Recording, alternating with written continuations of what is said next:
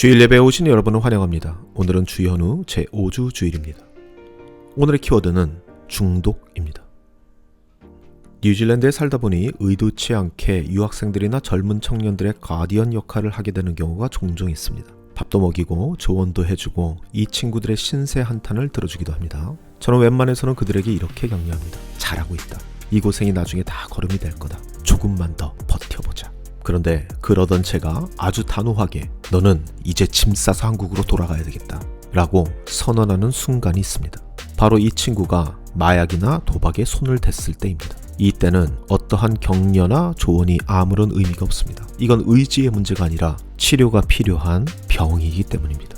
전적인 격리와 전문적인 치료를 동반해야 하는 병이기 때문이죠. 최근 제가 가스라이팅 이야기를 자주 하다 보니 의아해 하시는 분들이 계십니다. 제가 이 이야기를 반복하는 이유는 명확합니다. 이 가스라이팅의 구조가 마약이나 도박과 너무나 똑같기 때문입니다. 가스라이팅은 영적인 도박이고 거룩한 이름으로 포장된 사기일 뿐입니다. 그리고 안타깝게도 이러한 사기 행각이 가장 빈번하게 일어나는 곳 중 하나가 교회라는 사실. 오늘날 우리는 이 사실에 직면해야 합니다. 오늘 우리는 이 불편하고 비통한 진실을 하나님의 말씀 앞에 비추어 보려 합니다.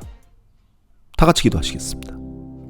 우리의 삶을 주관하시는 하나님 아버지, 오늘도 같은 시간에 이렇게 모여 같은 하나님을 바라보는 자리를 마련해 주시니 감사드립니다. 주님께서 마련하신 이 예배의 자리, 우리가 지금 누구 앞에 서 있는지 가슴에 새기는 시간이 되기를 소망합니다. 주 앞에 선 우리, 고단했던 삶의 자리가 새로운 희망으로 가득 차는 시간 되게 하여 주시고, 선포되는 말씀 속에서 우리가 힘입고 살아갈 수 있는 진리를 드리워 주옵소서. 오늘 바치는 이 예물에도 축복하여 주시고, 이 예물이 이웃을 사랑하고 섬기는데 온전히 사용되게 하여 주옵소서. 우리를 죽기까지 사랑하신 예수님의 이름으로 기도드립니다. 아멘.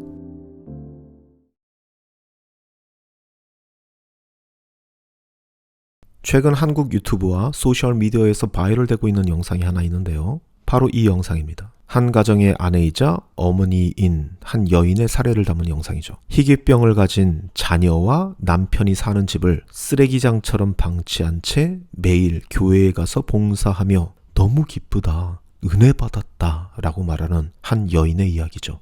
영상 링크는 설명란에 걸어놓겠습니다. 이 영상을 보게 되면 요즘 흔히 말하는 소위 빡침 포인트가 몇 군데 드러나게 되는데, 그중 하나가 이 여인이 교회 일을 하는 것에는 큰 의미를 느끼고 있는데 집안일을 하는 것에는 도무지 의미를 느끼지 못하고 있다는 것입니다. 댓글창을 보면 많은 사람들이 이 여인을 비난하고 있는 것이 보입니다. 하지만 저는 설교자로서, 한 교회 목사로서 이 여인에게 화가 나기보다 도대체 이 여인을 이렇게 만든 그 교회 목사가 도대체 어떤 사람인지를 묻게 됩니다. 어떻게 성도들을 양육했기에 그들이 자신의 가정에서 하는 그 숭고한 노동은 지긋지긋한 고통으로 여기게 만들고 교회에서 하는 노동에만 종교적 엑스터시를 느끼게 만들었을까요? 그런 차원에서 이 여인에게 느끼는 1차적인 감정은 분노가 아닌 연민입니다. 이 여인은 지금의 나로는 도저히 인정받을 수 없다는 불안에 잠식되어 버린 사람인 것이죠. 현실의 나는 쓰레기 더미 속에 사는 실패자이지만 교회라는 도박판에서 봉사라는 카지노 칩을 던지면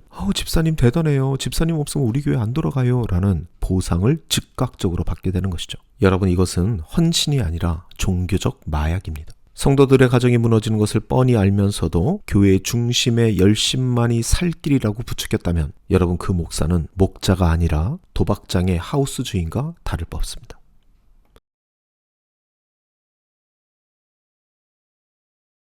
여러분, 사기꾼들이 사람을 속일 때 가장 먼저 하는 작업이 뭘까요? 당신이 지금 가지고 있는 것으로는 절대로 행복할 수 없다, 이렇게 믿게 만드는 것입니다. 그 월급으로 언제 집 살래? 평생 그렇게 평범하게 살다가 죽을 거야? 이렇게 현재의 삶을 초라하게 만들고 그 사람의 가치를 훼손시켜야 여기 대박 아이템이 있어, 이렇게 말하는 그들의 사기극에 영혼을 맡기기 때문입니다. 슬프게도 교회 내 가스라이팅도 이와 똑같은 방식으로 작동합니다. 성도들이 세상에서 땀 흘려 일하고 아이를 씻기고 밥을 짓는 그 숭고한 일상을 세상적인 일, 결국 썩어질 일로 폄하합니다. 그 대신 교회 안에서의 행위만이 영원하고 신령한 가치가 있는 것처럼 세뇌합니다. 이것이 위험한 이유는 중독적인 관계를 만들기 때문입니다. 내 삶의 자리에서는 의미를 못 느끼니 자꾸만 교회로, 집회로 도망칩니다. 집에서 아이와 눈을 맞추는 것보다 부흥회에서 소리 지르는 게 더 영적이라고 착각하게 만듭니다. 도박 중독자가 현실의 고통을 잊기 위해 도박장으로 숨어드는 것과 정확히 일치합니다.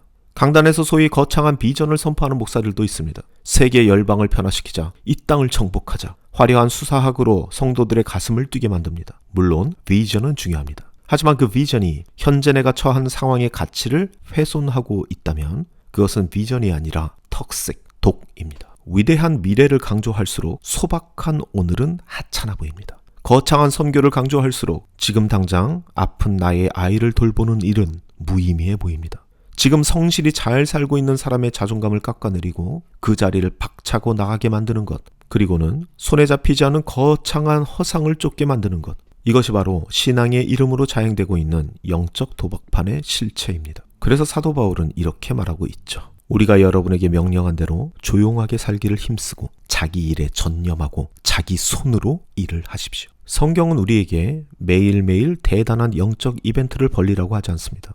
오히려 조용히 자기 일을 하는 것, 자기 손으로 정직하게 땀 흘리는 것, 이것이 하나님의 질서라고 말합니다. 일상의 품위를 지키는 것, 그것이 가장 강력한 영성입니다.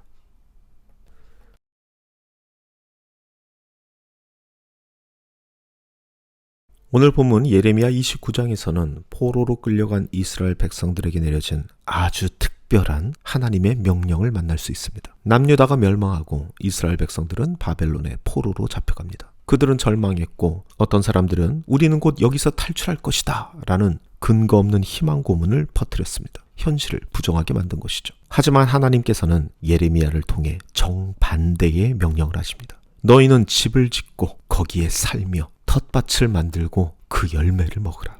너희가 포로된 그 성읍의 평안, 샬롬을 구하라. 하나님께서는 거창한 탈출을 꿈꾸며 현실을 방치하라고 하지 않으십니다. 오히려 그 지긋지긋한 포로된 현실 속에 집을 짓고 텃밭을 가꾸고 자녀를 낳아 기르며 일상을 살아내라 라고 명령하십니다. 그리고 가장 중요한 것, 그 성읍의 평안, 샬롬을 구하라고 하시죠. 여러분, 샬롬입니다. 전쟁이 없는 상태의 평화가 아닌 서로 자신이 있어야 할 그 자리를 지켜내고 서로 상대방의 자리를 침범하지 않는, 그래서 서로 싸울 필요가 없는 그 평화의 상태, 샬롬, 그것을 구하라 말씀하십니다. 여러분의 직장이 바벨론 같습니까? 여러분의 가정이 포르기처럼 답답합니까? 하나님께서는 거기서 도망치라고 말씀하지 않으십니다. 그곳에 집을 짓고 텃밭을 일구라고 하십니다. 그 일상의 자리가 바로 하나님께서 여러분에게 주신 성지, holy ground이기 때문입니다.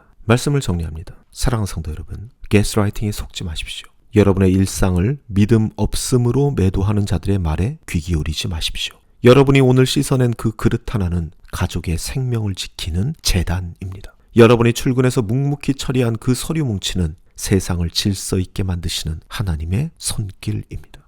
예수님을 보십시오. 예수님께서는 공생애를 시작하시기 전 30년을 이름 없는 몫으로 사셨습니다. 그 30년의 세월 동안 예수님께서는 비전 선포식을 하지 않으십니다. 대신 나무를 깎고 대패질을 하며 누군가의 집을 수리해 주셨습니다. 예수님께서는 그 30년의 목수 생활이 3년의 공생애만큼이나 거룩한 순종이었습니다. 진짜 충성된 종은 도박판에서 대박을 노리는 자가 아니라 주인이 맡긴 자리에서 묵묵히 밭을 가는 자들입니다. 여러분 모두 지금 충분히 잘하고 계십니다. 여러분의 그 지겨운 반복되는 일상이 여러분 기적을 만드는 재료가 되는 것입니다. 거짓된 비전의 도박판에서 이제는 내려와 지금 내가 가꾸어야 할 그 텃밭에 물을 줍시다. 그것이 하나님께서 꿈꾸시는 진짜 샬롬을 누리는 유일한 방법입니다. 이번 한 주도 각자의 자리에서 승리하시는 저와 여러분이 되시기를 간절히 소망합니다. 아버지 하나님, 거창한 비전이라는 말에 속아 나의 소중한 오늘을 쓰레기통에 버리지 않게 하소서. 신앙이 도박이 되지 않게 하시며 잃어버린 일상의 기쁨을 회복할 수 있는 우리가 되게 하여 주옵소서. 나의 설거지가, 나의 출근이, 나의 육아가 하나님께서 받으시는 가장 거룩한 예배임을 깨닫게 하여 주옵소서. 헛된 욕망의 도박판을 떠나 성실한 일상의 샬롬을 회복하게 하여 주옵소서. 이제는 우리를 죽기까지 사랑하신 우리 주 예수 그리스도의 벅찬 은혜와 우리를 사랑하사 독생자 예수를 이 땅에 보내주신 하늘아버지의 극진하신 사랑과 우리의 삶의 인도자이자 보혜사 되시는 성령님의 사귐이 여기 모인 주님의 자녀들 가운데 영원토록 함께하기를 간절히 축원하옵나이다. 아멘.